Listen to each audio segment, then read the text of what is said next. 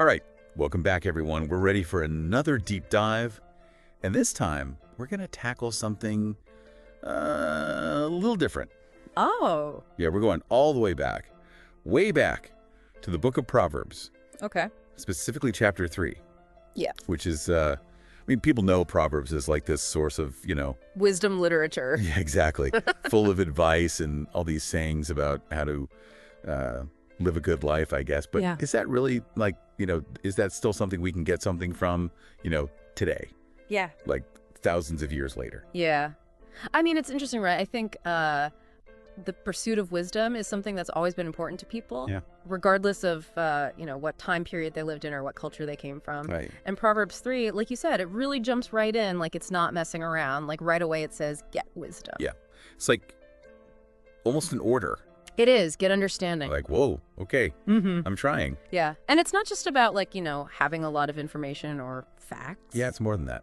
It's about having this deep, practical understanding of how to apply that knowledge to your life. Like, remember the story about King Solomon? Oh, yeah, yeah. Like when God was like, hey, man, you can have anything you want. Like, what do you want? Right. And he chose wisdom above wealth or power. Yeah. He was known for that. Exactly. And that really set him apart, It made him like a legendary ruler. And it speaks to that idea that, Proverbs talks about how wisdom's like this protector. It's like a shield almost. Right. It's not just about making the right decisions, but Yeah. protecting yourself. Harm. Yeah. Yeah. And remember that verse, forsake her not, and she shall preserve thee. Love her, and she shall keep thee. Yeah, there's a real security there. There is, yeah. Like it's saying if you hold on to wisdom, Yeah. it'll keep you safe. It'll take care of you. Yeah.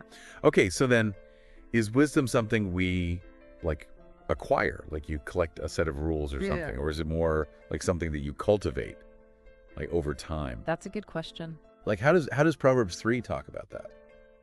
I think it's kind of a combination of both. Okay. We acquire wisdom by paying attention to instruction, by seeking out mentors. Right. Learning from others. Exactly. But we also cultivate wisdom, through practice, by applying what we've learned and like making adjustments as we go. Because nobody's perfect. Sure. It's a process. Yeah. And it seems like a big part of that practice is about guarding your heart. Talks about keep thy heart with all diligence, for out of it are the issues of life. Oh, that's a good one. And that one has always like really resonated with me. But I also don't know, sometimes struggle with like what that really means practically, Yeah, I think it's getting at the importance of, our inner world, like our thoughts, our motivation. Right, like what's going on the inside. Exactly, like our desires. It's saying that our actions Flow from that? flow from our hearts. If we fill our hearts with like negativity or jealousy or anger. Yeah, you're going to act on that probably. Yeah, exactly. It's going to like spill out. It's going to show up. Yeah. Right, it makes sense. Like Yeah. if you're constantly thinking negative thoughts or if you're just letting fear kind of like dictate your actions, that's just, it's going to be a mess. Yeah. And like on the flip side, Yeah. if you focus on like gratitude and kindness and Good stuff. yeah, and things that are like true and honorable. It's going to like have an effect on your actions. Absolutely. Yeah. Okay. And Proverbs 3, it also it goes on to give us some really concrete, Like practical stuff. practical guidance. Yeah. Yeah. On how to cultivate that inner space. Like, speaking with integrity. Right. Being mindful of our actions. Taking care of what you say. Exactly. Yeah. And of course, actively avoiding evil. Right, right. Speaking of avoiding evil, this chapter really paints a very clear picture of like this contrast between the path of the righteous and the path of the wicked. Yeah. What I thought was really interesting was the imagery that it uses. Oh, yeah. It talks about light versus darkness, straight paths versus like stumbling. Like it's almost like a visual Yeah. of what could happen. Right.